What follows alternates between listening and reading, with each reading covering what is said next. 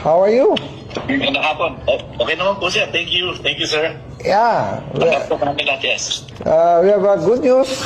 Kinuto ko sa iyo kanina, we just finished signing the bicameral conference with the senators and congressmen. Pasok yung sinabi ko sa iyo when we meet last week, no, sa Misibis. Opo, sir. Okay, naipasok lahat, additional of 8 billion. Nauna yung 8 billion sa HGAB. Now, naipasok ulit namin another 8 billion.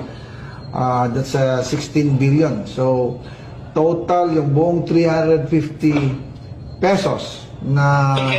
Yeah. Can I take a video of you, sir? Sure. Okay. Yes, sir. I can show it to the staff, sir, as the personnel when I talk to them next on the 14th, on the Saturday, sir. Thank you. No problem. Maganda yan malaman ng mga staff na we are taking care as for instruction by our speaker, instruction by the president. Ano yan? Maganda yan na malaman ikaw sa SOL.